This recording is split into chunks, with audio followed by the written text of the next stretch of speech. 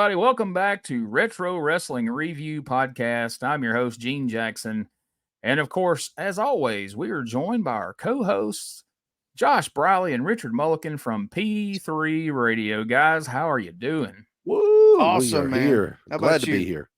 I'm doing good, man. I'm excited. We're going to be talking about the March 20th, 1993 episode of USWA TV. Of course, we're up to episode 14, guys, of this podcast. And before we get going, I just want to remind everybody, if you don't mind, take a moment to subscribe, rate, and review the podcast wherever you're listening to it right now. Man, things are really going well for us. I mean, we got a lot of people are listening and checking us out. I'm hearing from people all the time, and even friends of mine who I know for a fact didn't have access. They're over here in Alabama. They're in different places. They didn't have access to USWA. Some of them weren't even alive when this stuff was going on, and they're following along with us every week. They're sending me messages. And I know they're really watching because they're giving me examples of things they found funny.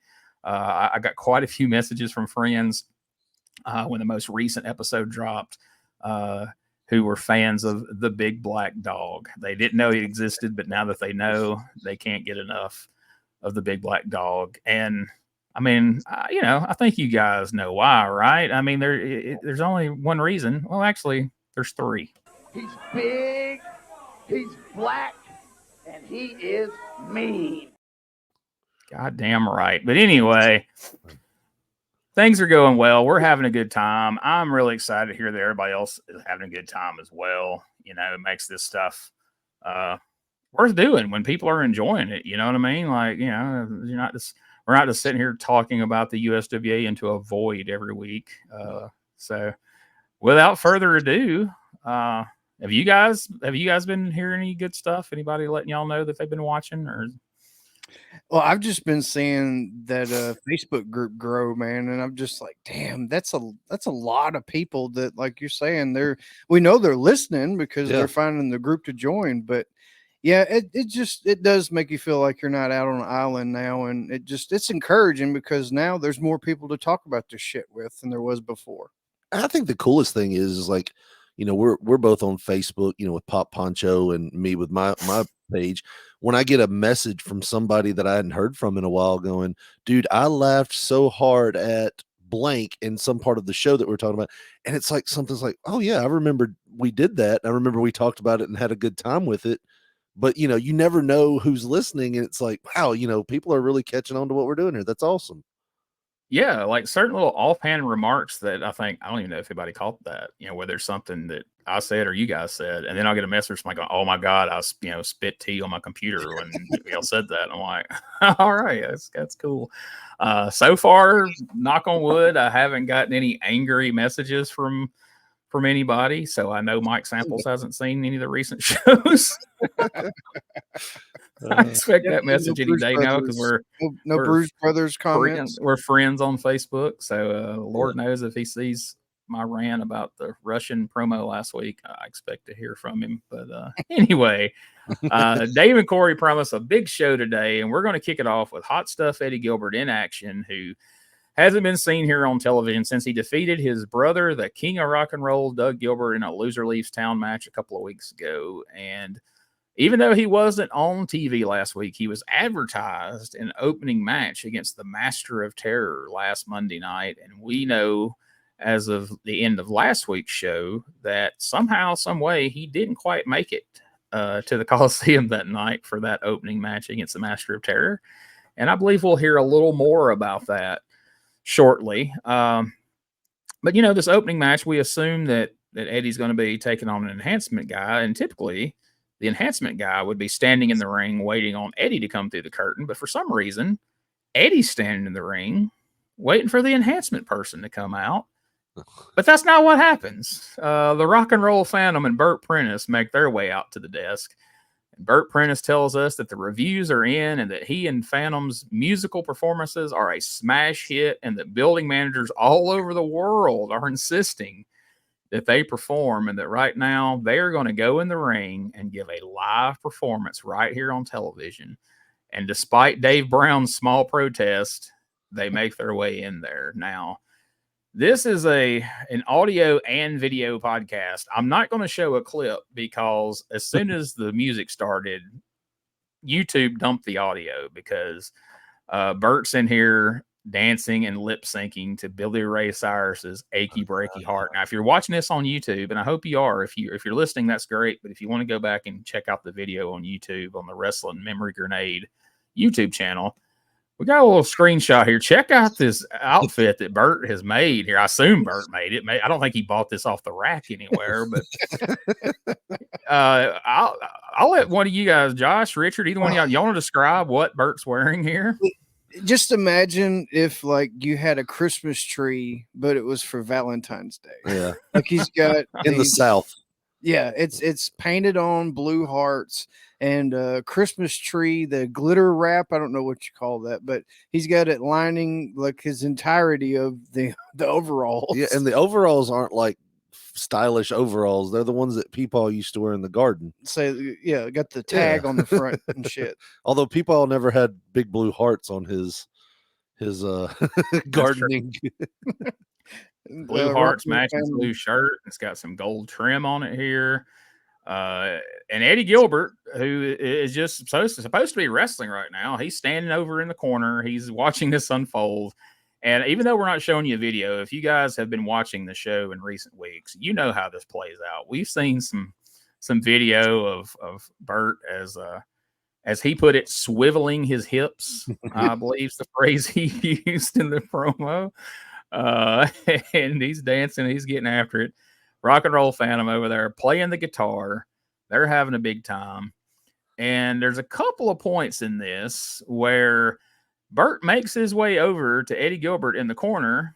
And one time he almost brushes his hair, and he comes back over again. And then if you're looking at the screen, this is the look that Eddie gave him, which clearly he's not amused by any of this.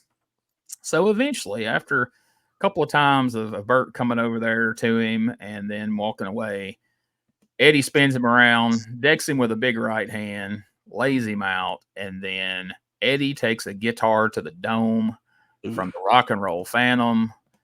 And now it would appear our opening match here on USWA Championship Wrestling is not going to happen because now Eddie is in no shape to compete after getting a guitar bashed over his skull by Bert Prentice and the Rock and Roll Phantom. What did you guys think of this opening segment?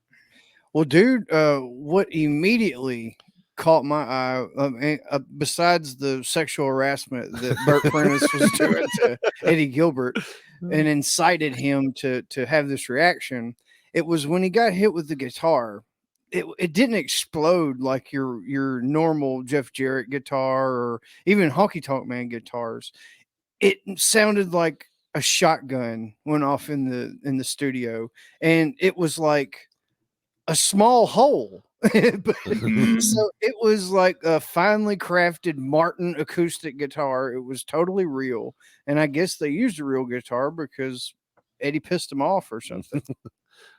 I don't think in 1993 word had gotten down to the USWA that you could gimmick guitars, because that one he cracked over Jeff Jarrett a couple of weeks ago that there's a gif of online looked pretty daggum rough. And then again today, and the only thing I can compare it to is, we've talked about this before, but to this day in Shoot Interviews podcast, Jake the Snake Roberts will tell you that all of his drug issues, believe him or not, I don't know, we won't argue with him, all stemmed from the Snake Pit where Jake had the Honky Tonk Man and Jimmy Hart as a guest, and Honky Tonk Man ends up cracking Jake over the head. And the guitar shot sounded just like what you described here of Rock and Roll Phantom hitting it up here. It was just a loud thud, and you see Jake's legs buckle, and he just crumbles to the ground.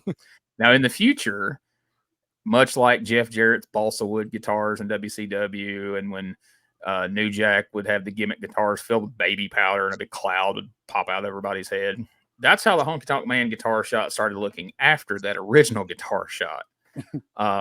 Like I said, I don't think we were gimmicking them here. And so now, Eddie Gilbert has just finished up one feud with a rock and roll character. And now it would appear he's rolling right into another feud with another rock and roll character here in USWA. So, unbeknownst to us, I guess Eddie Gilbert had a problem with rock and roll. I guess he just wasn't a rock and roll guy.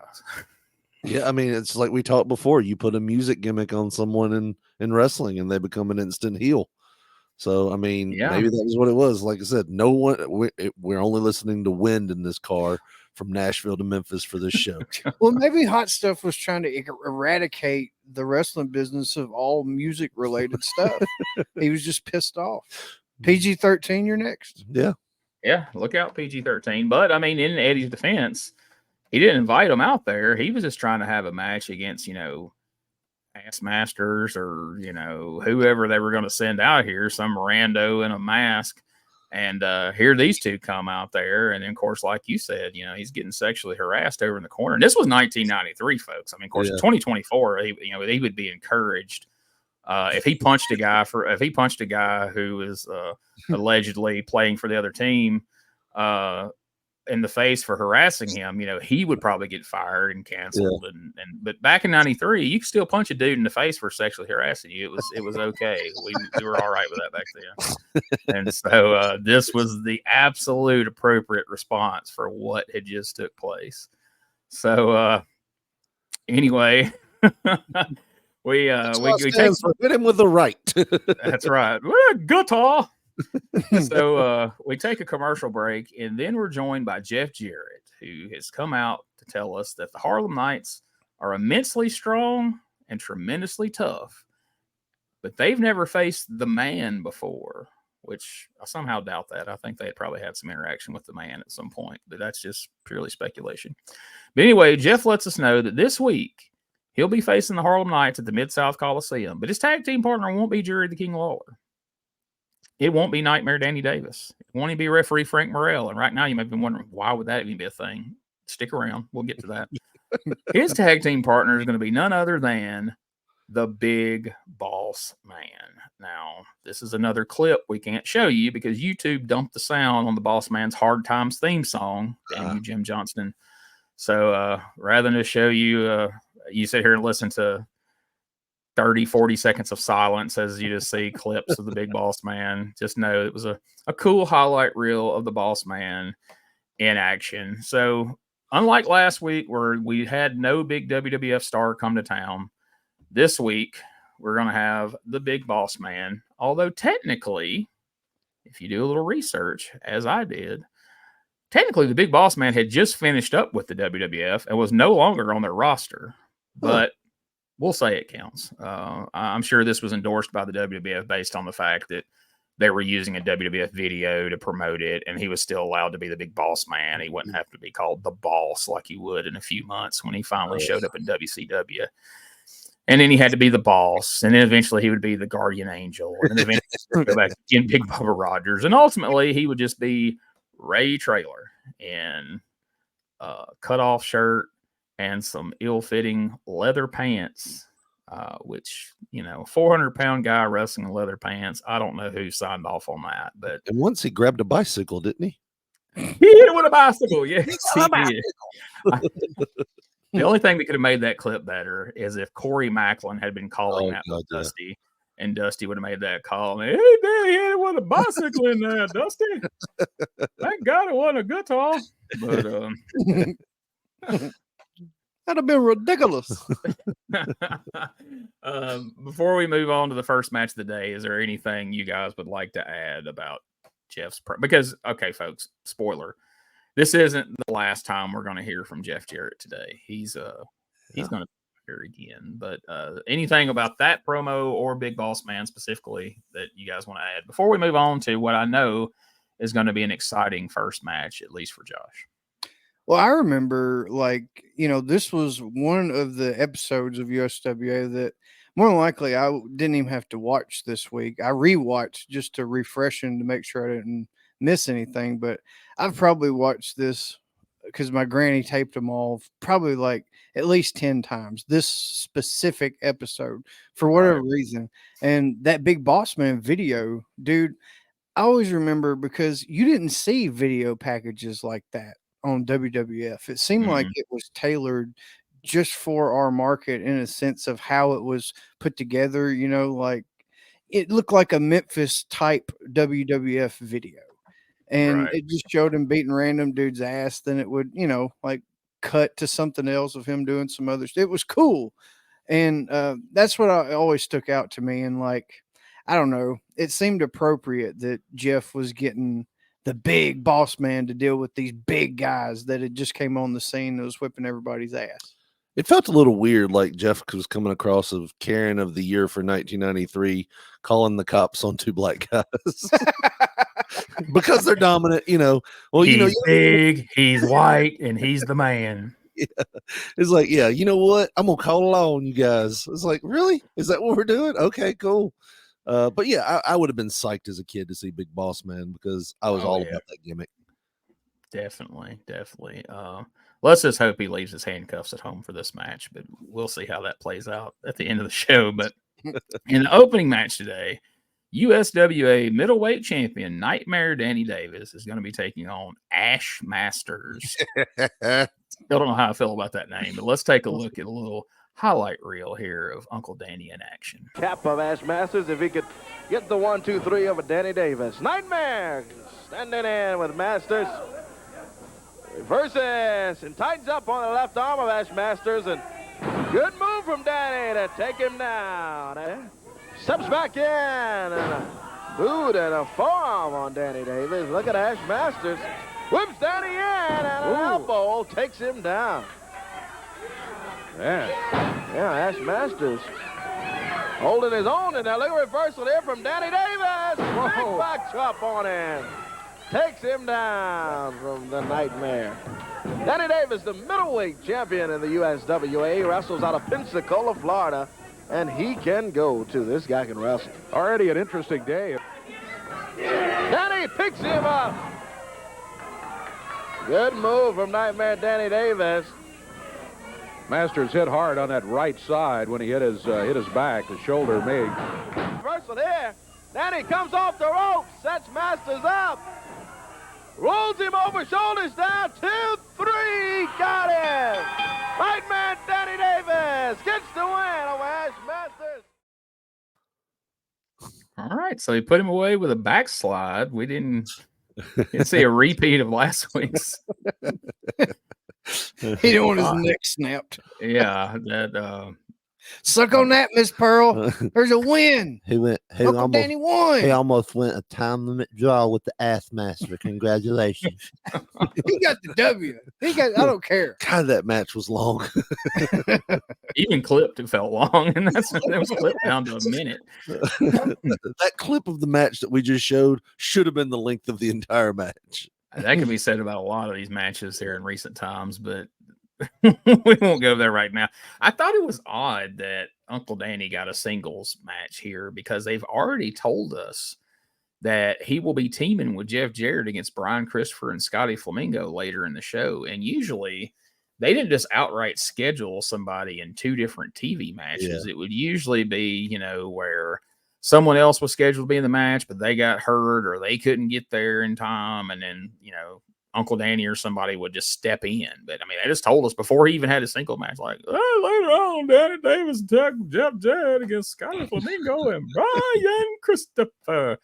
So my wife is usually in the room when I watch these lately, and she, like, Corey Macklin's commentary is driving her up the wall. She's like, why does that guy talk like that? Does he have a speech impediment or something? I'm like, no, that's just his announcery voice. She's like, why does he say in there every other word? I'm like, I don't know, but we have a lot of fun with it on the show. That's like, and we jumped ahead and watched an episode from 1996 for something I'm covering on Doug Gilbert's podcast. And she pointed out, she's like, somebody must have pulled him aside and been like, you've got to stop saying in there, because he did not say it, but he didn't say it nearly as much as he's saying it here in 93. Like if you made a drinking game out of it in 93, you would be shithoused halfway through the show. By the time it was over, you would be face down somewhere. I promise you. If you don't believe me, give it a try. I would love to hear how it turned out for you. So next up, we have you guys' favorites.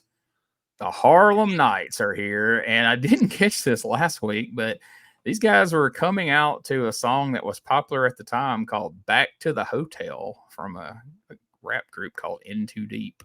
Some white rappers previous to Eminem, and I don't know. I thought that was fun, but a little disturbing. You know, Rock and Roll Express comes out to Rock and Roll is King. The Road Warriors come out to Iron Man, and the Harlem Knights come out to Back to the Hotel. Like, what message are we sending here? You know? Well, let's hear a little bit of what these guys have to say before they take to the ring. To say, Dave Brown. First of all, I'd like to say, Jeff Jarrett, you blonde-headed, blue-eyed punk. Shut up. You don't know what you're talking about. You come out here, you talk about being strong. I think last week we proved to you what being strong is all about, boy. If you come down to the Coliseum this week, it's going to be the same thing. Only this time, you're not walking out. And Big Boss Man, I want to tell you something right now. You're a big WWF star. So what? You're looking at 525 pounds, 325 pounds combined, 850 pounds of hard time. And we're going to show you right now, Big Boss Man. I don't know if you guys are familiar with this show, but I can't get over the fact that Bobby Knight sounds just like Uncle Ruckus from the Boondocks when he comes out and starts talking. He does. Let me tell you something. I can't say anything that Uncle Ruckus would say without getting kicked off the air, but that's all I can hear now. So from now on, like when I'm sitting there watching it with Rosie, I'm just like, oh, Uncle Ruckus is in the ring now. That's who he's going to be for me from now on. But what did you guys think of this promo? And then we'll take a look at a little match. I was just put immediately was like, oh my God, he jerked. And I'm saying he is Nelson Knight jerked the mic out of Dave Brown's hand. And the look on Dave's face, like, oh, what am I supposed to do with this other hand now? Like, you never seen that usually on Memphis TV. Like, always, they're going to hold that mic no matter what. And he just whoosh, jerked it right out. I was, okay, well, he's a trailblazer. Yeah, I was always told in wrestling you're not supposed to do that. You're not supposed to take the mic from the interviewer. And it's one of those things that happens nowadays all the time where they come out there and just grab the mic from the interviewer. It's like, no, he's there to interview you. You know, I didn't have too much of a problem with it. The only problem I have with those interviews when they interview big guys and they do the fake deep voice and, you know, they don't talk like this every day. And, you know, it's like, come on. We know you're not I hate that. They're not ordering a pizza like that. Right. It's like, can I get a double stuffed? It's like, no, it's not the way it happens. But that alone, I mean, but, you know, other than that, you know, good interview. I like the gear this week better than that red. Yeah. It looks a lot better. Yeah. Matching boots. It's moving up every week at least. The one thing I will say that is annoying is that what the I don't know what that is. Like I say, to me, it sounds like a growly version of Jey Uso's yeet. It's like that. I hate that. I don't know what that's supposed to be. I don't know how that's like relevant to their gimmick. Buzz Sawyer type fucking bark or something. You know what I mean? You just do that shit randomly. It's kind of like that, but more. I don't know. I had a basset hound one time that had it needed its anal glands expressed. When we went back there, and the vet basically shoved a finger in the dog's butt, and it went boo, boo. It sounds just like that. I know it sounds stupid, but that's all I think about when I hear. Doctor's like, did the Harlem Knights just walk in? Yeah. Bobby? Doctor, are you hard? Never mind. Sorry. All right, so. I know last week their match went a little long and it was a little rough, and you guys may have went a little hard on them. You know, some people said that boy, your guys aren't fans of the Harlem Knights, are they? And I was like, well, you know, they're like, well, I could tell you were trying to like unbury them, like you like pulled out a shovel and like started giving all their stats and like defend. I wasn't defending them. I was just explaining like these guys are green as hell. Why would you put them in the ring for 12 minutes in their first match on TV when they've probably had, you know, never had a TV match, and they probably ain't had 10 matches in their life. But anyway, let's see how this week fares for them, and if maybe they get booked a little better, and then we'll give you guys a chance to bury them a little further, or say, hey, no, they redeemed themselves. Let's check this out. He's at a distinct disadvantage today. Look out. They both jump him over there. Didn't even wait for the bell to sound hardly till they jumped him. Yeah. Now they've thrown. You know, these guys came into the USWA and we really didn't know that much about them. Ooh. Anybody could look at them and see that they were big, but I think they have surprised all of us a little bit with their strength and with their ability to win matches against. Boy, look at this. Double boot coming at you. Take Sadler down. TD still. TD standing up to him in there. Boy, I tell you. Hate to tell you, though, TD, that's 525 pounds, and it's going to be, kind of tough to get out of there. TD running in after Nelson Knight. Look at that, would ya?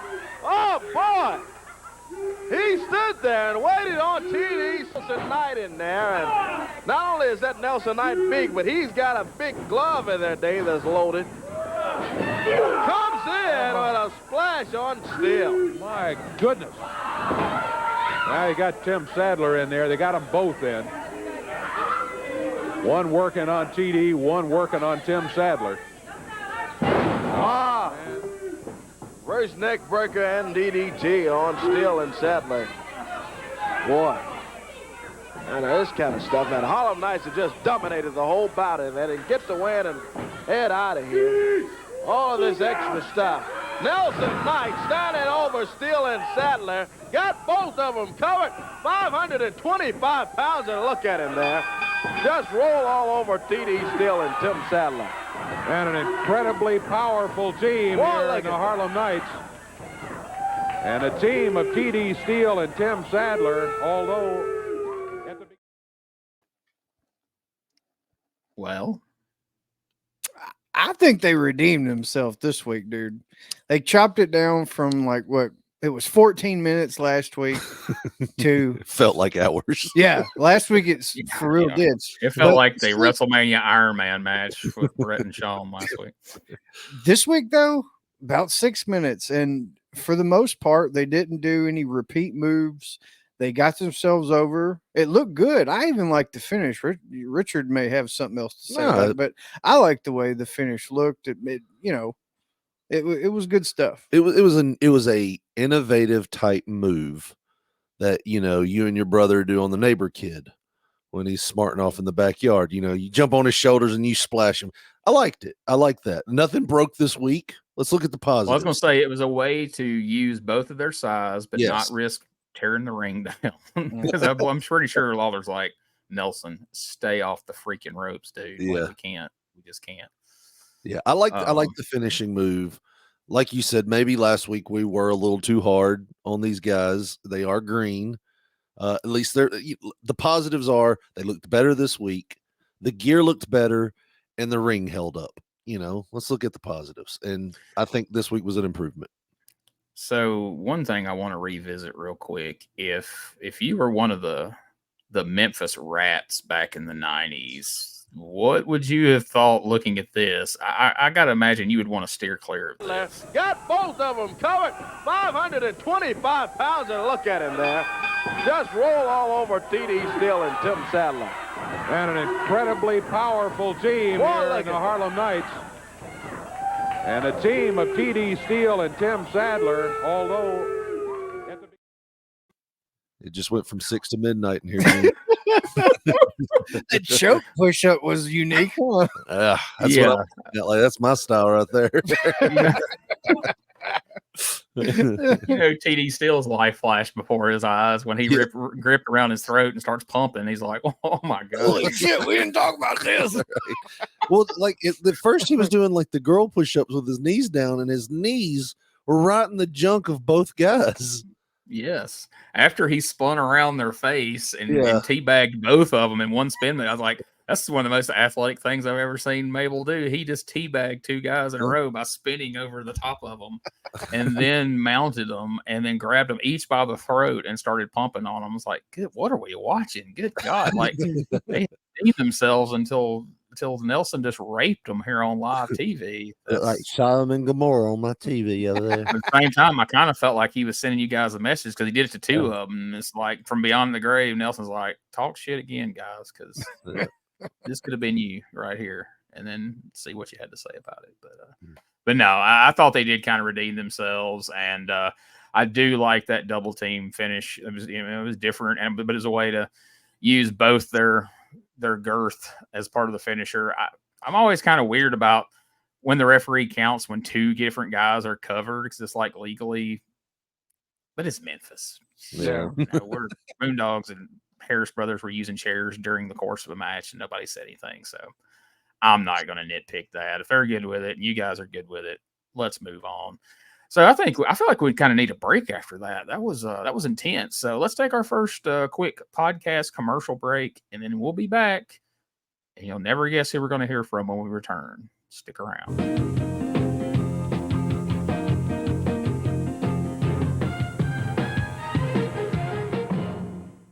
Hey guys, Ray Russell here, curator of the WrestleCopia Podcast Network, inviting you guys to listen to many of the programs here as part of the WrestleCopia brand, including, but not limited to, the Wrestling Memory Grenade, currently covering the 1988 and the WWF project.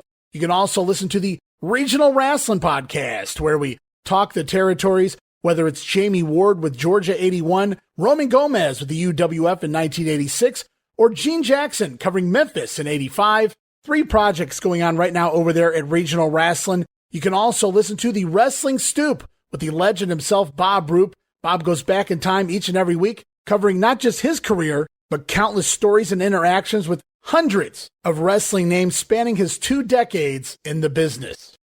But that's not all. You can also check out the Puro Wrestling Academy with the professor of Puro Resu, Mr. Dan Ginnity.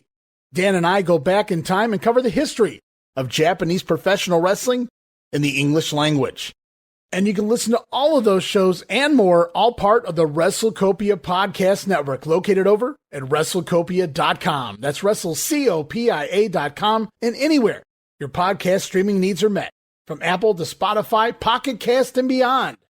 And while you're at it, why not subscribe to our social media guys for all the latest goings on here at the WrestleCopia Podcast Network. Plus, I'm constantly adding old school video clips and pictures from throughout wrestling history. You can follow us over on X, formerly Twitter, at Wrestling Grenade. That's at RASSLIN Grenade. Also, follow and like me, Facebook.com/Wrestling Grenade. And why not subscribe to YouTube.com/Wrestling Grenade. So if you're looking to support that next up and coming podcast brand, please consider making it WrestleCopia. All right, guys. Like I said earlier, if you had a bet at the beginning of the show that there was going to be one Jeff Jarrett promo this week, well, folks, you lose because he's back again. And this time, he's here to talk about the fact he has 2 matches this week. As Axel Rotten, who was snowed in last week due to the blizzard of 1993, as they referenced, we're hoping that he'll be able to make it in this week to challenge Jeff for the Southern Heavyweight title as part of that open door policy that they whip out whenever it's convenient and needed to explain why some random person has shown up. And then he spends some time once again singing the praises of the Harlem Knights. These guys are doing their best to put over the Harlem Knights here because, again, we didn't get a lot of time to build them up. They walked in the door and there was nobody from the WWF to be there. So we got to establish these guys as monster threats. And I think so far they've done a pretty good job of overcoming that match last week and making the fans believe that, these guys are a genuine threat to Jeff Jarrett and Jerry Lawler and decent society in general. And the most fun part of this interview to me was at the end when Jeff said, I know one thing about 3 different times lifting 3 different one things that he knew.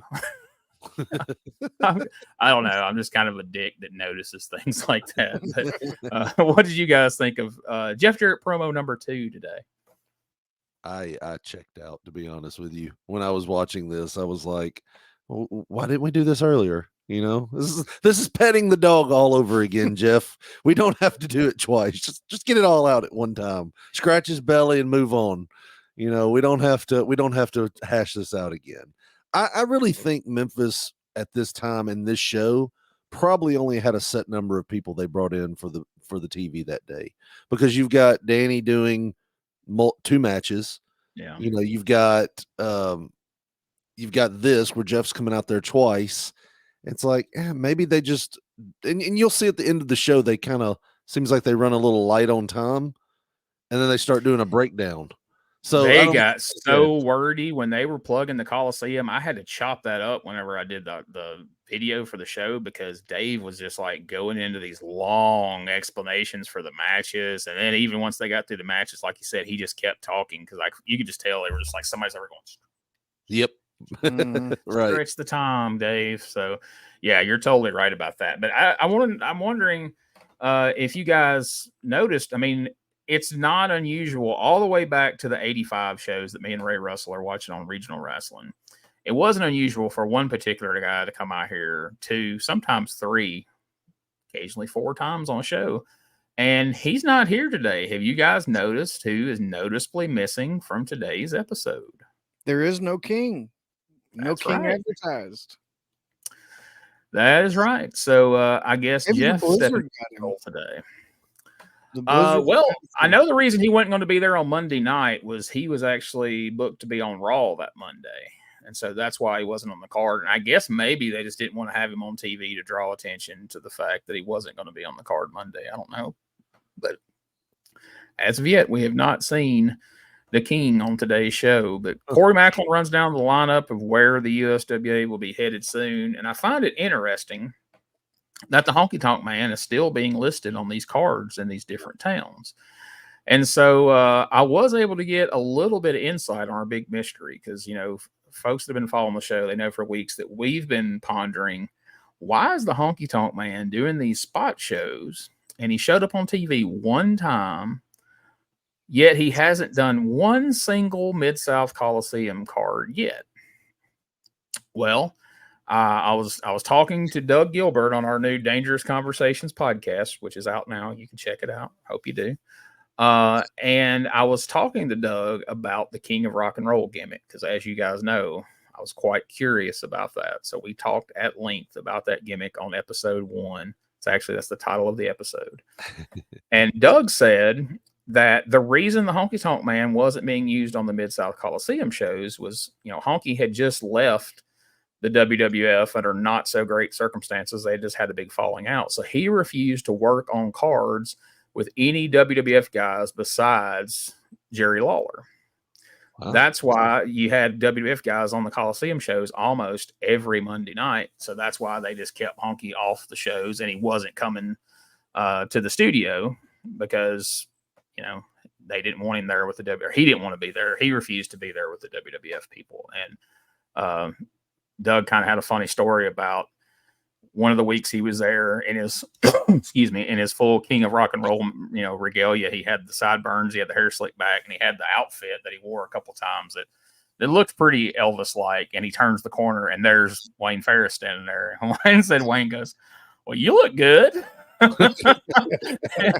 He said he thought there would be some heat, but he said Wayne was cool and it wasn't a problem. But if you want to hear all about the King of Rock and Roll gimmick and why it happened and you know, why it stopped happening and all that, check out the very first episode of Dangerous Conversations with Doug Gilbert here on the WrestleCopia Podcast Network. It is there for you to enjoy.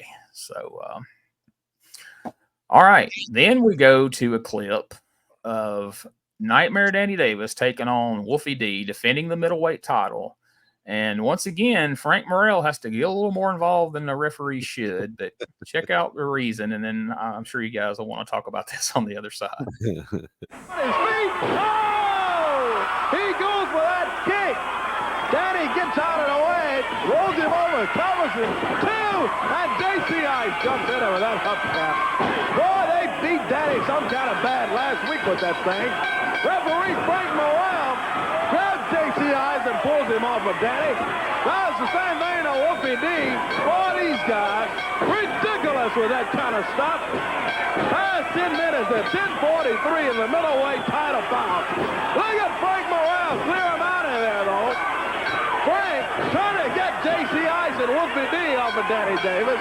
Caught him for the bell, and J.C. Eisen almost referee Frank Morrell. Whoa, look at Frank, though. Come back with a right over the nose. Frank Morrell. Body back is Frank in there. And J.C. Eisen saw Wolfie D jump on Frank Morrell and Danny Davis. Oh, but look at Frank. Frank Morrell. Horrible. God. Corey was fired up about Frank. Did you see those ropes? They had they were red, and the whole middle section had athletic tape. I feel like every week they're just like, who has a ring that we can use? Nobody. Let's put one together. Me and Bob Anderson have done these OWF shows. I don't know if people have watched. There's like these parody comedy wrestling shows where we find like these terrible wrestling shows and backyard wrestling shows, and we do commentary over it. Whitey Jenkins is involved and all this crap. I've seen better rings on some of those backyard shows than some of these USWA rings we've seen, in all seriousness. Holy. But that may have been the worst of the bunch right there. Yeah. It was cool to see that they weren't going so hard on Uncle Danny with the hubcap this week opposed to last week, because just like that guitar shot from Eddie Gilbert last week, them hubcap shots were thumping, like boom, boom. He came back looking like he had been in a razor blade factory with all that tape on his forehead. And I doubt it was coincidence. I'm sure when they got to the back, Uncle Danny's like, what the actual fuck are you guys doing? Like, oh, I don't remember who I am right now. Like, what the hell?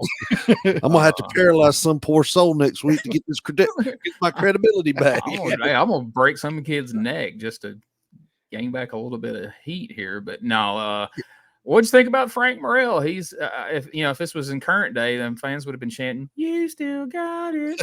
Clap, clap, clap, clap, clap.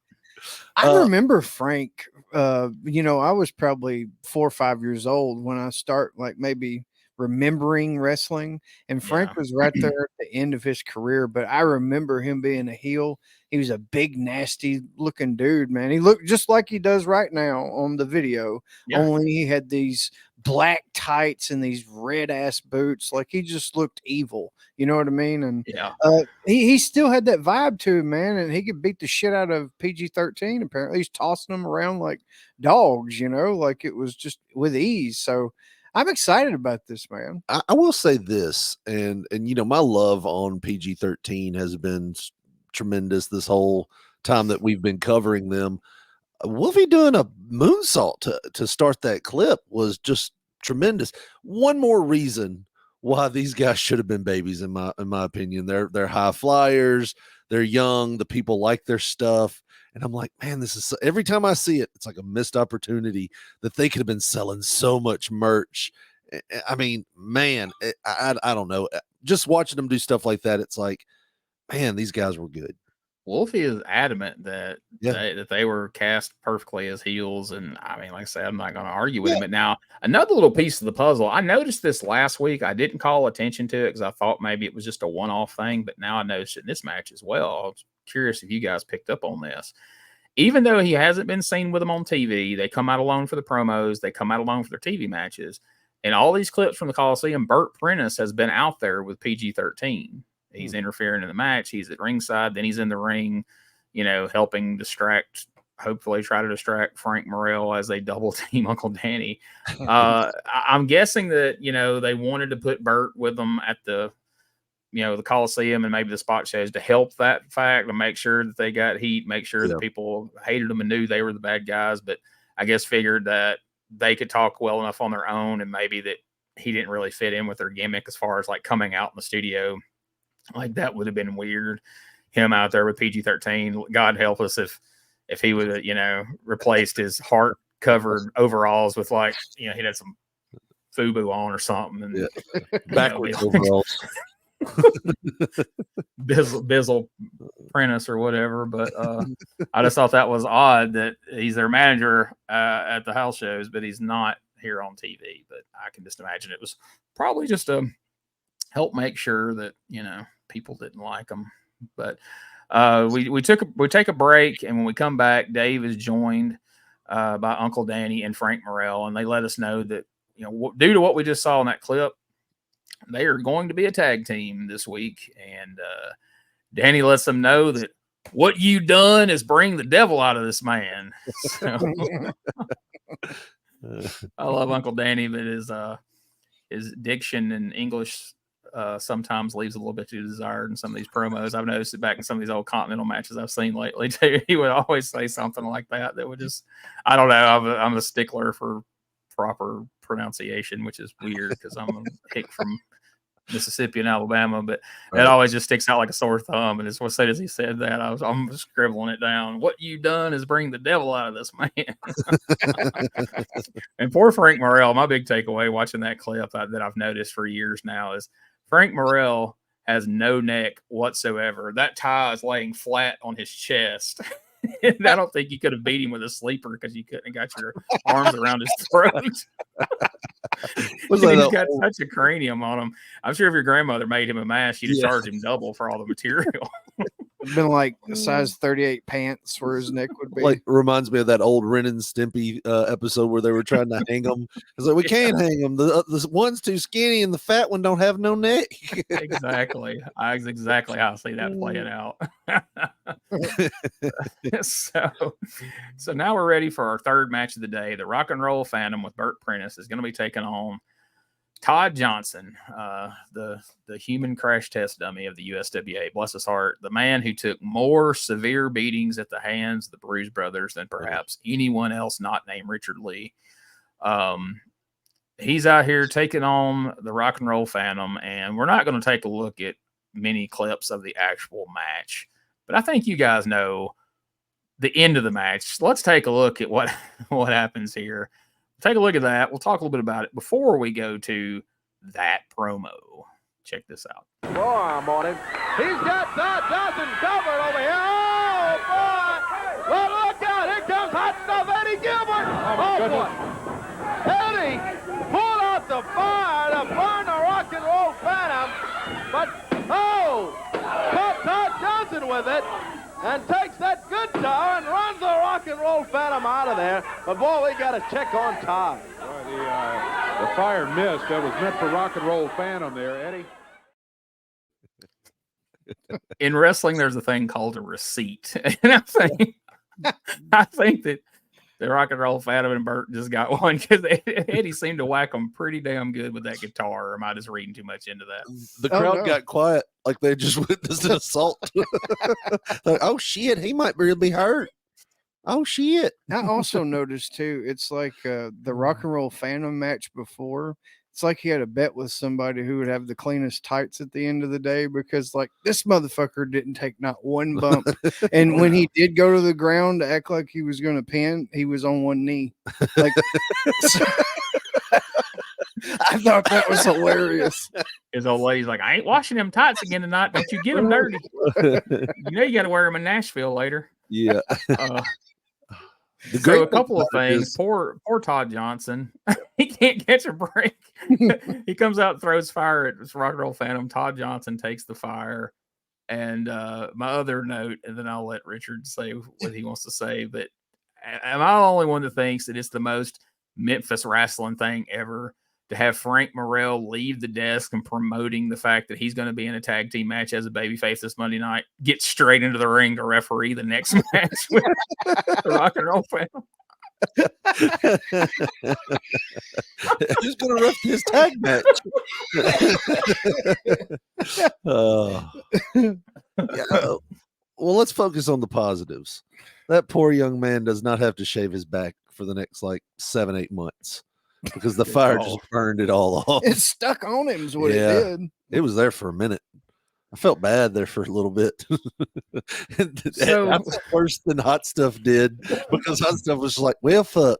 Let me go grab that guitar. He's like, well, the fireball didn't work, so I'm going to fuck him up with this guitar right now.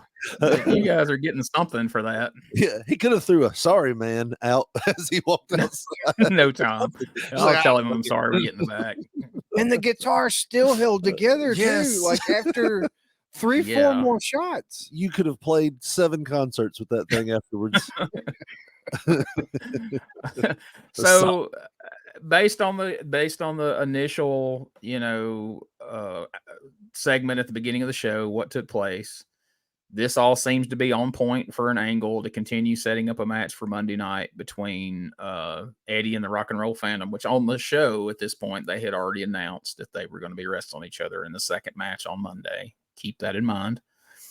So we've got an angle. We got Eddie's moving into a feud with the Rock and Roll Phantom and Bert Prentice. Everything seems to be on track. But then Eddie cuts a promo, and it feels like maybe we got a little off track. Let's hear what Eddie has to say right now. Dave, I've been sitting back there, and my day hasn't gone too well. I didn't start out on the right side. It's not going too well at all. First off, the first thing I want to say here today is that I am the stepchild of the USWA. I see everybody else out here with their belts, and they look nice and pretty and everything. But when I got in wrestling, I've been at 15 years now. I don't do it. I'm not a preliminary wrestler. I've been in a long time. So whenever the USWA wants to put me down on the wrestling cards, think again. Because I'm not a first match boy. I'm not a second match boy. I'm a main event wrestler. Understand that first and foremost. I've worked too hard and too long. Bert Prentice, you and the Rock and Roll Phantom, if the USWA wants to look at me for title matches from here on out, do it. Because I've heard it said before, and I'm going to say it again. You mess around with fire, brother, and you're going to get burned. And one promise to you, Bert, and you, Rock and Roll Phantom, I want to see who the Rock and Roll Phantom is. And instead of just lighting one of you up, I'm going to get 2 targets this week. Eddie Gilbert, not happy, and understandably so after some of the things that have happened to him right here today. Okay, so I mentioned the first episode of Dangerous Conversations. I spoke to Doug Gilbert about this very promo because it kind of tied into we had talked about the King of Rock and Roll and him leaving USWA, and this was kind of the tail end of that. I want to hear you guys take on the promo first, and then I'll kind of tell you what Doug told me and kind of what my take is and kind of what the aftermath of it is. So having watched that, without any real context of anything, before or after, what do you guys think coming out of that? If you were just sitting here watching this today as a fan without any real insight, what do you take away from that? Well, I mean, there's some validity there, right? Because we've talked about it. It's like, 3 weeks ago now, we're like, why is Eddie opening this show? And then you see the card posted. Why is Eddie the first match on this card? It's very strange that he is. You almost like want to go, did he piss somebody off? Like, what's going on? But when you hear that interview, you really like start going, okay, what's going on? Like who has beef with him? Josh, what was your thoughts? I didn't mean to cut you off there. Well, no, that's my thoughts exactly. Even like, thinking back as a kid, you would have thought something was weird about this. I mean, maybe you would think, well, he just was in it with Doug and maybe there's nobody for him to fight. Maybe that's why he's not in there in the middle. Because there's so much more happening right now, and he's just trying to get to that baseline level and something else gets started, and maybe it's where it's placed is in the front. But yeah, even as a kid, I would have thought, well, that is weird because Eddie has been around forever. And right.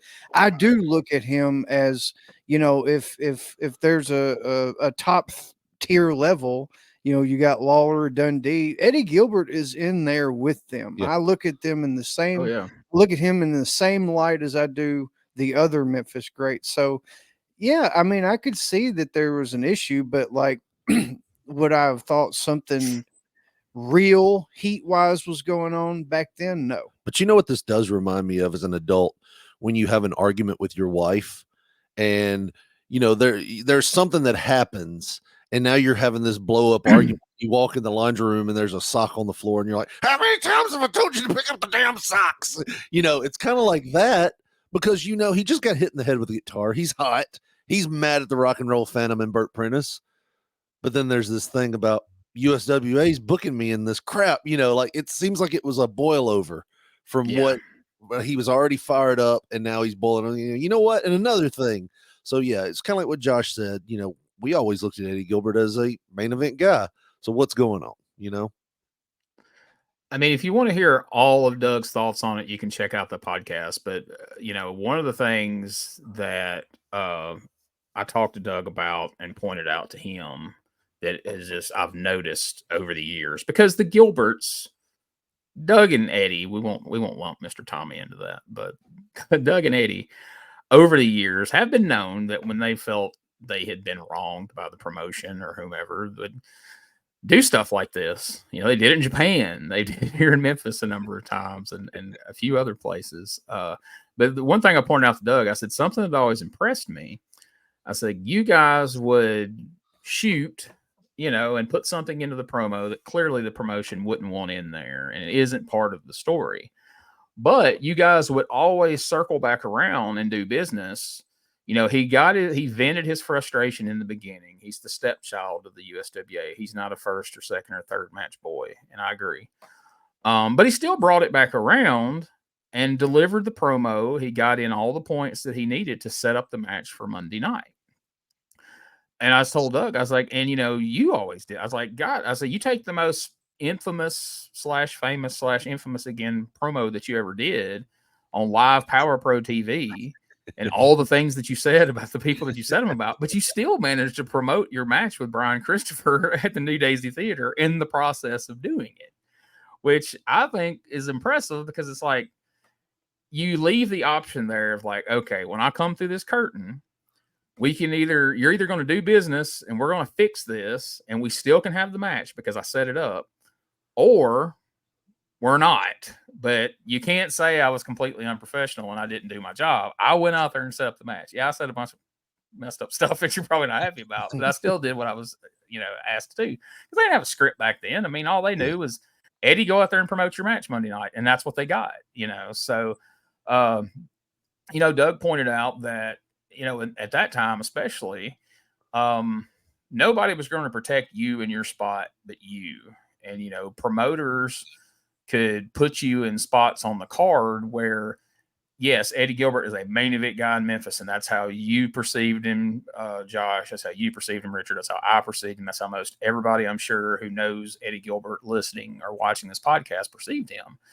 But if the promotion plugged him into first and second matches for weeks on end, and, he lost some of them or whatever, eventually you start to become a first and second match guy, because that's where you've been. That's how people perceive you. And then now you've been devalued. You can demand less money. You have less pull, because now in that territory, that's the spot you've been relegated to. So guys like Doug and Eddie were like, he's like, the only way to protect yourself is if you didn't agree with that, don't do it.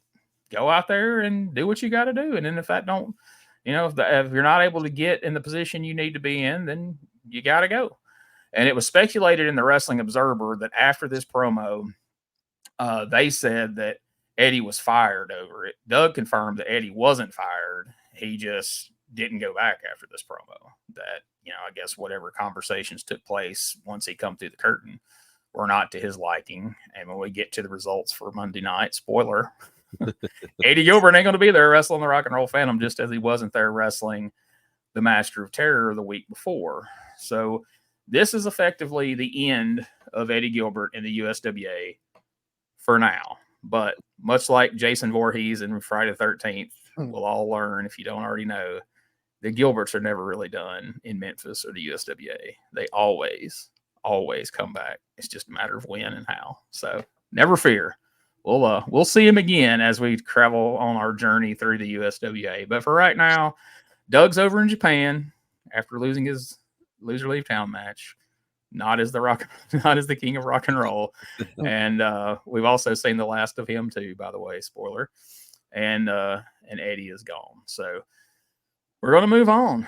We come back from a break and we see highlights from where the Moondogs have regained the USWA tag team titles from Brian Christopher and the Big Black Dog after Brian accidentally hit the Big Black Dog, causing him to get pinned. After the match, they teased a little split there. Eventually, Brian shook the Big Black Dog's hand. It seemed like everything was okay. And then him and Prentice turned on the Big Black Dog and left him laying until the Moondogs ran out to make a save for the Big Black Dog. And now, already, he didn't take too much time to mourn and miss his former tag team partner. Brian Christopher has a new tag team partner. Let's hear from them right now. Look at these heavenly bodies. This is what the whole wrestling world is talking about. Nowhere in the world is there a more dangerous combination than Scotty and Brian. Look at this. I see Wonderful. Brian Christopher and Scotty Flamingo. You know, Dave Brown, some people never cease to amaze me. You know, I bring in this big slug, the Big Black Dog. He was ugly, wasn't he? Because I think that he could do me a favor. I think that he could help me in some way.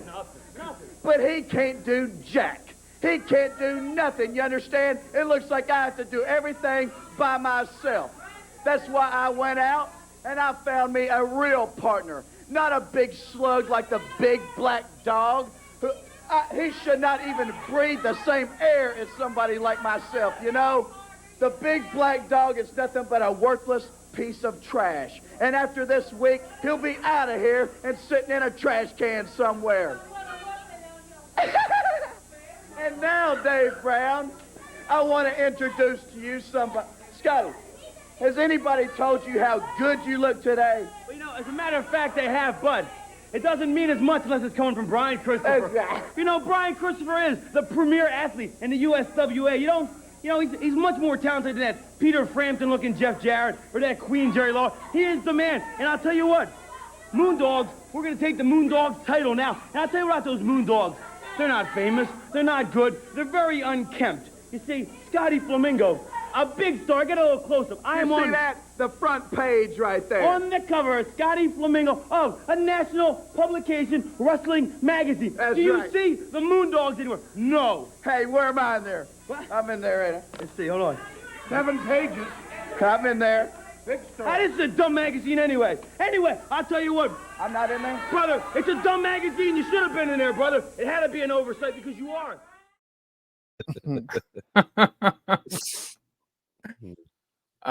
This is a dream tag team for me. I'm a big fan of Brian. Obviously, I'm a big fan of Scotty Flamingo. A lot of fun together. The bit with the magazine. What did you guys think of this pairing? I love it. Absolutely love it. Like you said, I'm a big fan of Brian. I'm a big fan of Scotty Flamingo. I remember when I used to watch him when I was younger, and when he came into WCW and beat Brian Pillman, I was so heartbroken.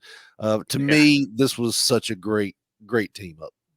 Yeah, their personalities go like peanut butter and jelly, man. I honestly believe if they would have stuck with it, they could have been a lot bigger as a duo than they were. You know, and just a note from, you know, like moving forward in the future about this specific thing.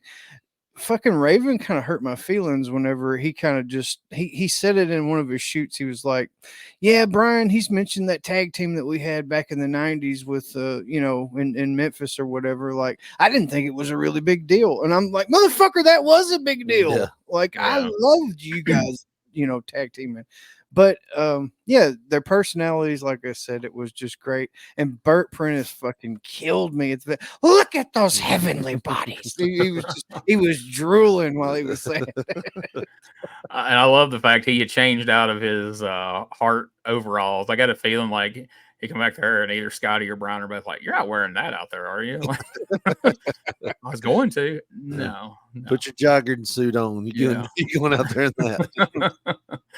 So there's some fun shenanigans throughout this match. So the fourth match, the main event of the day, our expiration of time match, as they call it in Memphis.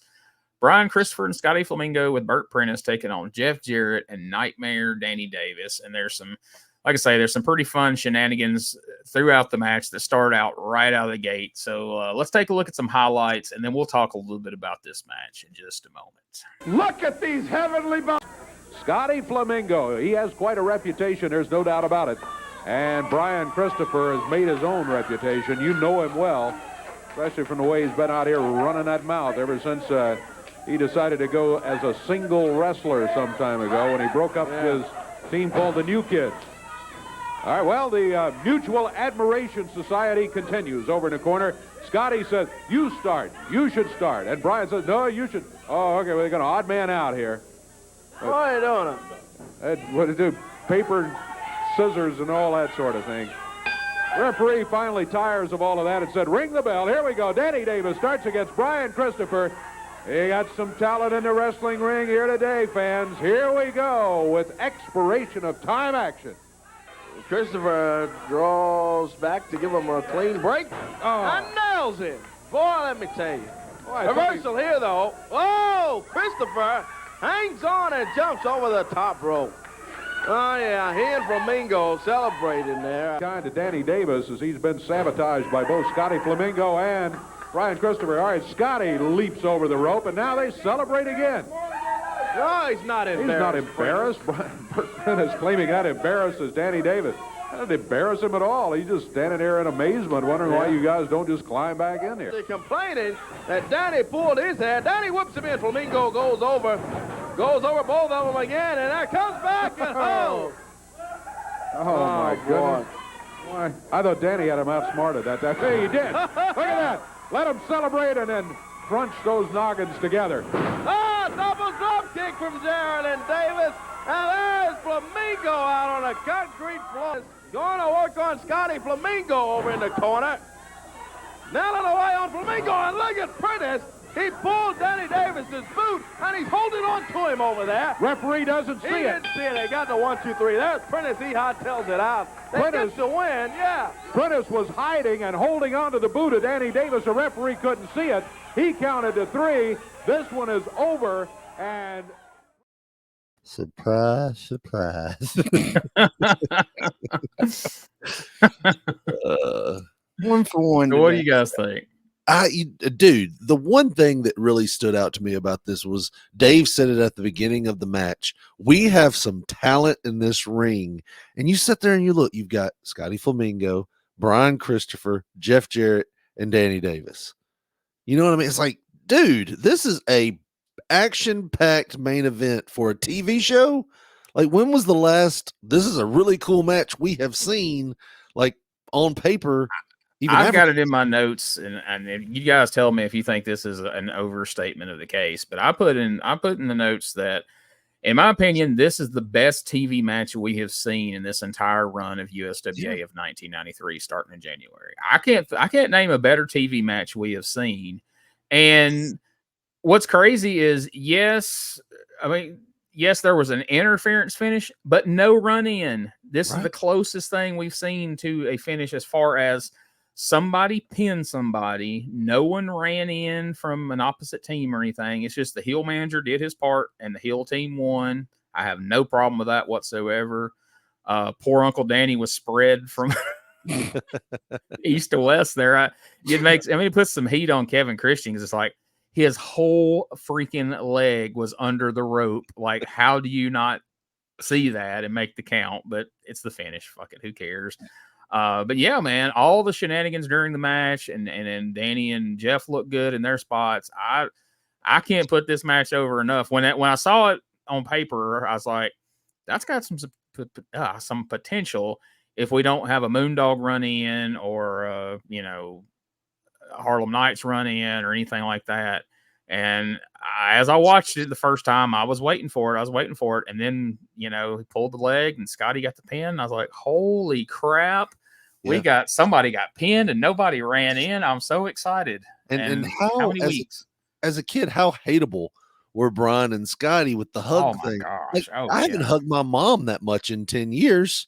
And I don't know if that says more about them or me, but I mean, my thing is like, how many times did they hug in that whole match? And it was like, and you're like, if these guys don't stop hugging and fight somebody, it's great heel stuff. I loved it.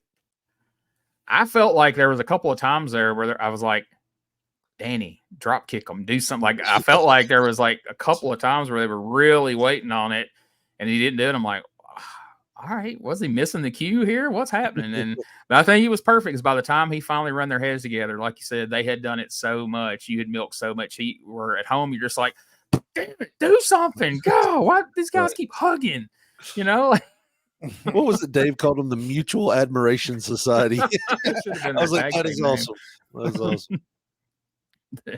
The MAS. But yeah, like to Josh's point earlier, there's been times where, like, as these shoot interviews started becoming more prevalent stuff, where there was things like this where it's like, I can't wait to hear what they have to say about that because I love it so much. I can't wait to hear them put it over. And then when they say something like Scotty did, it's like, yeah, I didn't think it was that big a deal or whatever. Then you're like, well, shit, you know, it's like they just dumped on your, you know, one of your favorite memories. I can only assume that probably somewhere in this run towards the end or in the future, Scotty probably got mad at Lawler, Jerry, or Brian, either one, but possibly Jerry over something to do with money or booking or some such. And that kind of soured him on the whole experience, maybe. And maybe that's why he's not putting it over. Or maybe him and Brian had bad dealings about something in the future. Or who knows? But yeah, that was disappointing to hear that because I was wanting to be like, oh my God, it's some of the most fun I ever had in my career. You know, it was awesome. We could have went, you know, so far if we'd have kept that going, like you just said. And then when he kind of buried it, I was like, oh, well, that's disappointing. Yeah. Two men don't hug like that if they're not really having a good time. Something happened. Yeah. Yes. Because if you noticed, I thought they would do it just to mock them. And I was kind of disappointed they didn't. After they ran their heads together and then they did the double drop kick and sent them flying out of the ring. When Danny and Jeff did the high five, I was hoping they would do like a mocking hug of them and then like point at them or something, but then they didn't hug. And I'm like, yeah, these guys are just too straight for that. Like this was 93. They're like, no, we're not even doing it to be ironic, you know. Last man I hugged, I drove him head first into the canvas. I figured Jeff was probably like, hey, after we do that, we're gonna hug. And Danny's like, the fuck we are. Like, well, I figured they were talking like, do you think Brian's okay? Because Uncle Danny kicked him right in the fucking throat. Like I rewound it and paused it right in the fucking throat too. And I don't know what happened. Like Richard said when we were watching it back, he was like, he got him with a split leg karate kick. It's like he legit went sailing out of that ring. Like I don't think he jumped at all. Like he literally got kicked out of the ring. Good stuff. But yeah, kudos for like that match again. To me, is the most fun and the best TV match we've had, and I'm afraid it's going to be a while we see anything of that caliber again. But I hope I'm wrong. I hope they top us, you know, very soon. But that's going to be a tough one to beat. But right now, let's take our second and final commercial break of the day, and then when we come back, we're going to run down the Mid-South Coliseum card, find out what this has all been building to, and then we're going to find out what you guys think of this. I mean, kind of a spoiler. We already know that everybody loved the main event. But what did you not like? What did you really like besides it? We'll find out. Let's take a quick break.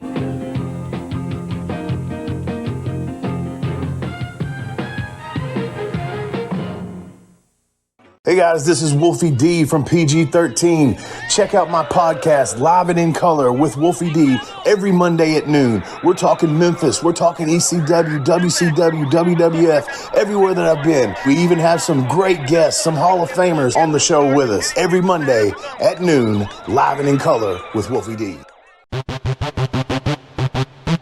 Ladies and gentlemen, welcome to Give Me Back My Pro Wrestling, the podcast that's based on the old school, but can still help you find the good stuff from today. Jimmy Street and the Plastic Sheik, Jarrett, are the undisputed tag team champions of the wrestling podcast world. From thought-provoking topics to superstar interviews to action figure expertise. This team does it all. And all they ask is, give me back my pro wrestling!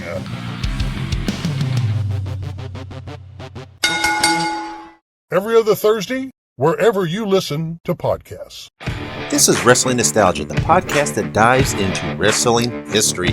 Hey, wrestling fans, I'm Dave Dynasty, and if you enjoy podcasts that are knowledgeable and history-driven, then Wrestling Nostalgia is for you. With great guests and fun interviews, there are over 200 episodes in our archives. We chat with several first-time guests and often cover topics not discussed on other podcasts. Look up Wrestling Nostalgia on your favorite podcast platform and visit all of our links at linktree/wrestlepod. That is linktr.ee/RASSLEPOD. And remember, wherever you go, whatever you do, be good, be safe, and keep on growing. All right. We want to thank those guys for sponsoring us, as Wolfie calls them on his show, his dope ass sponsor. So I guess that's some of our dope ass sponsors right there, as the cool kids say. But all right, let's listen to Dave and Corey. And if you're listening or watching this and you see some like obvious jumps in this, Dave was getting really long-winded about promoting this card and telling us the entire backstory of everything. And I try to keep these clips to less than 2 minutes. And if I would have let it go, this would have been like a 6-minute Mid-South Coliseum clip. So check out the matches, and then we're going to talk about them when we come back. Time, Hurricane Hatchet will be going against the Master of Terror in the opener. Eddie Gilbert then going against the Rock and Roll Phantom. And this one's not listed as a grudge match, but after today, I think it could be, because Rock and Roll Phantom smacked Eddie with that guitar. It's got a couple of them on the card. Brian Christopher against Big Black Dog. Brian talked a little bit about this. I think you saw from the videotape we saw, what happened was, of course, that the Moondogs won the match. They won the title, and Brian Christopher very unhappy with his partner, Big Black Dog. Morrell, he talked about this one against PG-13. Frank Morrell says, yeah, I'm a referee, but there is no way in the world I'm going to let happen what happened last week in that match when Danny was going for the middleweight title. So as a result, he said, I can't do it as a referee. I'm going to step into the match as the partner of Danny Davis. Fine. Axel Rotten. Last week it was booked. Couldn't make it. He was snowed in the eastern United States after 1 to 3 feet of snow fell in many places. Virtually every airport in the eastern United States east of Nashville was closed last week. Coming up with the tag titles at stake this week. No haircuts at stake this week. But Brian Christopher and his new partner, SCOTTY FLAMINGO, and boy, were they celebrating when they left here after Bert Prentice interfered in the match. They did get the victory here today. Boss Man, his partner, going against the big Harlem Knights. And I am even more impressed after seeing the Harlem Knights in action here today than I was when this day started. As we talked about, they're, of course, huge. They weigh 850 pounds total. But can you, Jeff Jarrett said, never seen guys that big move that way in a wrestling ring. One of them weighs 525 pounds, and a couple of the moves that he put on his opponents here today were just impressive. All right, guys, it's time to answer those all-important questions that I ask you every week. Having watched today's episode, number 1, what was your least favorite part of today's show? I was the only thing I will say about this show is it felt like we were light on people. Like maybe some people were still affected by that snowstorm that was coming through. And there was no PG-13 other than the clips. I'm really enjoying what PG-13 is doing right here. I would have loved to have seen them on this show. Maybe even, for one of those matches at the beginning or something, even that, even just an interview segment with those guys. Anything those guys are doing right now is really fun and entertaining. And I was disappointed we didn't see that on this show. It's fair. I don't really have just something that I disliked on this show. I think this is the first show that we reviewed where, top to bottom, front to back, it was all good stuff. I mean, but if I had to say, out of all of this shit, which was your least favorite, then it would probably be the Harlem's Night match. But still, I liked it. It wasn't as long as it was last week, and it really did a good job putting the guys over. But yeah, it was an excellent show this week. Yeah, I was the same way. Usually watching these, as I'm kind of in the back of my head keeping track of, well, that's my favorite thing so far. Oh, that was my least favorite thing so far. I could have done without that. And then by the time I get to the end of it, I'm like, all right, well, I got 2 different things. What would lead the pack of what I liked least? And honestly, by the time I got to the show, I'm like, there really wasn't anything about this episode that I just did not like that I could have just done without. You know what I mean? Like, I think that's valid points. I was like, Richard, I was disappointed with no PG-13. Obviously, you know, you want the king there. But I think sometimes, you know, it's okay to do without him every now and again. You know, the old cornet saying, "How can I miss you if you won't go away?" type thing. But no, there was nothing on this one that really stood out where I was like, boy, we could have skipped that. Now, if we're talking about, you know, people we missed, sure, we didn't get any PG-13, we didn't get any Lawler, but I don't know if you guys noticed, but no Russian Brute and Mike Samples this week. Thank God. Damn it. You know, that's but no, it was a very good show this week, which makes maybe the second question hard. Then again, as much as we gushed over the main event, probably no surprise. But then again, you guys may throw me a curveball. I don't know. So number 2, what was your most favorite part of the show? Yep, main event. It's got to be great action, talent that was in the ring, everything from top to bottom. Like you said earlier, it was one of the best matches that we have seen so far. So by far, it was my favorite thing on the show. I'm going to echo that as well. The main event was my favorite. I mean, I was extremely partial to everything Eddie Gilbert was doing, and that fireball spot was absolutely bananas. Like I said, it stuck on Todd Johnson's shoulder for at least 3 seconds, and he was flipping around like a fish. Good stuff.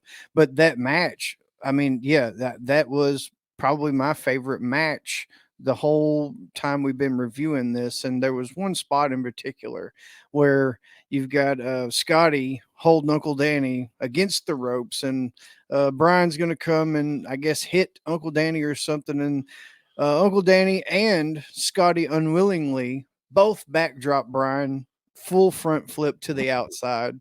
That was my favorite spot that I've seen on this television show so far. And even though it was Uncle Danny taking it, there was a fucking pin to end the match. Like, you know, that's good stuff. No DQ. Or yes. Even with the heels going over, as a kid, if I would have went and bought a ticket to see a show and that would have been the main event, I would have went home satisfied because of how entertaining the match was, all the stuff during the match. And then even with those guys winning, you know, even when I was a kid and I was a huge fan of Danny Davis and Jeff Jarrett, I still wouldn't have been upset because it was just a very entertaining match. And yeah, I just can't say good stuff about it. So I think this is probably another slam dunk. We probably know the answer, but I got to ask it because it's what we do. If this was actually 1993, would today's TV show inspired you to go buy a ticket to Monday night's card? Yes, because the one thing that we did see earlier that we didn't see was the Big Boss Man, you know, and this card on top of seeing the Big Boss Man, I would have been there. I would have tried to get there to buy tickets as soon as I could. I am definitely trying to sit in the front row, and I'm trying to see the Big Boss Man. I'm trying to see, I want to see Eddie Gilbert throw a fireball on somebody. I'm going to be disappointed, but I want to see him throw a fireball on somebody. You know, I want to see what Danny does. I want to see all of the cards. So yeah, I would definitely buy a ticket. Yeah, I'm there Monday night, 100% that night. Everything, you know, on this show was great, and I can't imagine that whatever they would present Monday night would be anything much different. I mean, they got a good momentum going, and no Bruise Brothers again, thank God. And it seems like, Big Boss Man coming in, that would be a breath of fresh air, you know, like there wasn't a lot of stuff, you know, in terms of like big stars on the show for today, but just knowing that he's going to be there and he's just that larger than life character. Yeah, I would have begged my mom to take me. And I think there's something to be said about how good this show was in saying that you don't always need guys from New York or WCW to come down and promote. You can promote your guys that you have. Look at how much talent was in that ring, and none of them was really, at the time, I guess Flamingo might have been a WCW guy, but nobody was really a big name, you know, like they weren't a big promotion name coming down. Mm-hmm. So, I mean, you can build a great show on the talent you have there. We just have to have all the talent there. And I think another interesting aspect, you know, all the almost all the WF stars we've brought in have been mostly heels. You had Doink and Luger, and even though Savage was a huge babyface, we presented him as a heel against Lawler. And even though we presented Giant Gonzalez as a babyface, he's a freaking heel. Big Boss Man's the first guy they've really brought in who is a beloved babyface from the WWF. He's being presented as a beloved babyface, and he's a big guy who can counteract these two big guys that's been running roughshod over everybody. So it's perfect fit. I mean, to me, if Lawler can't be there and you need a partner for Jeff Jarrett, that I'm going to believe that I'm going to throw my money down and be like, you know what? Who's somebody that can help even the odds and help Jeff Jarrett beat these two guys? I'm going to believe that the Big Boss Man could potentially do that. So, yes, I'm definitely going to. So, March 22nd, 1993, the Mid-South Coliseum. This is the first card with no Lawler in quite some time. So, we are down. Last week, we drew 1,600 people. This week, we're in the neighborhood of 925. That's a $5,500 house.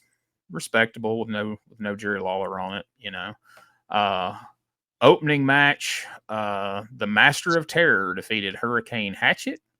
In the second match, Uncle Nightmare Danny Davis defeated the Rock and Roll Phantom by disqualification because there was no Hot Stuff Eddie Gilbert here. In the third match, Brian Christopher defeated the Big Black Dog. So he gets the win there. It doesn't say if he had any help from Bert or Scotty or anything. It's just simply Brian beat the Big Black Dog. Match number 4. Again, we have no context to how this exactly went down, but PG-13 defeated Nightmare Danny Davis and referee Frank Morrell. And I know when you say it like that, it sounds like that should be what happens. Referee Frank Morrell. Maybe I should have left that part out. I don't know. But anyway, in the 5th match, I like this. Brian Christopher and Scotty Flamingo won the USWA tag team titles from the Moondogs, Spot and Splat. Nobody's hair was on the line or any of that. It was simply for the titles. So that means, this new tag team we're excited about, we're at least going to see some more of them. I don't know if we're going to see a lot more, but we know we're going to see at least another match next week until they drop them back to the Moondogs. Because, we've been playing hot potato with the tag team titles now for weeks on end of Moondogs, Bruise Brothers, Moondogs, Bruise Brothers, Moondogs, Bruise Brothers, Brian and Black Dog, Moondogs. So let's see if Brian and Scotty can break the cycle and hold on to these belts for a little while. I certainly hope so. And then in the main event, Jeff Jarrett and the Big Boss Man defeated the Harlem Knights via disqualification. So 2 DQs on the card. That's, better than usual. We got 6 matches. 2 of them ended in disqualification. That's better than the stats that we've been getting in USWA in some weeks. So if you said you would have went. So had you gone as you're walking out to the car, how you feeling about those results? I'm not liking that there's a DQ in the main event, especially Boss Man coming down. I mean, surely to God. I mean, even at that point, Mo and Mabel, they're like we're talking about, they're green as fuck. Why not get Mo, because he's the smaller of the two? Get him to take the pin or something. I would even go the opposite way. Bossman's bulletproof. Are you not going to go watch him because Men on a Mission beat him? You know what I mean? Like, yeah, and Bossman's out of the WWF anyway, so they're not protecting him. So why not use this moment to put over your 2 big guys and have them go over Bossman? I'm just saying, as a fan, I want Bossman to kick their ass. Yeah, exactly. Well, I mean, we won't spoil what happens next week, but based on what the return match is, if I was booking this, would have had Men on a Mission go over on Jarrett. That'll make more sense next week, and we'll talk about it in depth. We're not going to go into it here. But anyway, that's what we got. We got the Men on a Mission going over by DQ. But if I'm there, I'm leaving out of there on cloud 9 that Scotty and Brian won the USWA tag team titles. I'm not even mad at it. It's a win for me. So I'm happy. But yeah, I agree with you guys. DQ finishes in the main event are super lame, especially when we've been doing it. We did it with Macho. We did it with Kurt Hennig. We've done it way, way too much. But I think this is kind of what it's going to be, guys. I don't know that I think we're going to be pissing in the wind if we're going to think that's changing anytime soon. It's a Memphis thing. But nonetheless, today has been one of my favorite episodes we've reviewed. Great main event. Great show overall. The Big Boss Man came in. I'm going to call this one a win, and I'm excited to see what happens next week based on all of what we saw this week. Yep. Us too. Well, I'm speaking for Josh now. I think this kind of gave us a shot in the arm, and look how far we've come. Like we say this every week. We started with Mike Miller, and now we're here. Not to say anything bad about the man that can throw a chair better than Nolan Rollin can. We miss you, Mike Miller. Yes, we do miss Mike Miller, but I'm saying, look how far we've come with our storylines, with our show. Oh, yeah. It's every week seems like it's getting a little bit better. I would like to have seen Mean Mike Miller throw a chair at the Big Boss Man, and Big Boss Man use his nightstick to deflect it, but he looked clearly not in the cards. And that morning, he was blaming Lawler for beating him up. It would have been police brutality. That'd been a long angle. We'd have stretched that out for several weeks. I think Rodney King was bad. Let me show you something. Oh. He tried to arrest my hose. That's my two best hose. Well, all right, guys. It's been another fun one. I say let's do it again next week. And folks, be sure you check out P3 Radio. I know I've gotten a lot of feedback from people about how much you enjoy Josh and Richard here on the show and how entertaining they are. And if you think they're funny here, you ought to hear them on P3 Radio. They are pretty restrained here on the USWA podcast, but they let it rip on P3 Radio, and it's always a good time. I highly recommend you check it out. And as for the other stuff I'm doing, well, hang on. I'll tell you more about that in just a moment. But let's let these guys go so they don't have to sit around. So we'll catch you here next week for more of the Retro Wrestling Review USWA podcast. Hey, folks, before we get out of here, I'd just like to take a moment to tell you we appreciate you checking out the podcast. And if you would, do us a favor, subscribe, rate, and review the podcast wherever you're listening to this right now, wherever you're watching it. If you'll just take a moment to either subscribe, to rate, and review, let us know what you think. We hope you're liking it. But even if you're not, let us know what you would like to see changed, and we will take that in consideration as we move forward. So we really appreciate any feedback we can get. Also, we just want to say how proud we are to be a part of the WrestleCopia brand of wrestling podcast. Ray Russell brings you something for everyone over at WrestleCopia.com. Check out all the great wrestling podcasts available over there right now. And for all things related to the Retro Wrestling Review podcast, you can go to USWApodcast.com and you can find links to everything we have there, our Facebook, our Twitter/X, our TikTok, our Instagram, our merch store. That's right. We've got shirts, we've got hats, we've got phone cases, we've got all kinds of great stuff. And it's all right there at our store. And you can find a link to it at USWApodcast.com. There's a link to the YouTube channel we're associated with, the Retro Wrestling Archive. You can find all that there.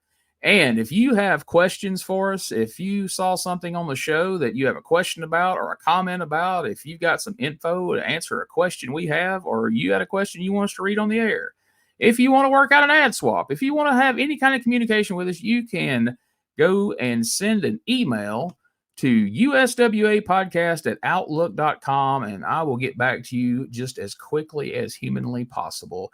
And if you're a fan of Dangerous Conversations with Doug Gilbert, and if you've heard it, I know you are, check out DougGilbertPodcast.com for all things related to Doug's podcast.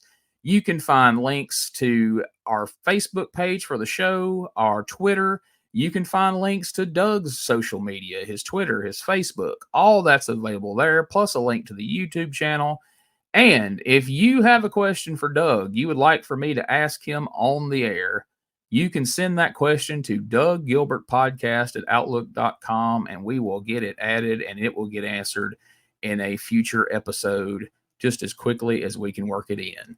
So we appreciate you listening. Thank you so much, and we'll catch you here next week for more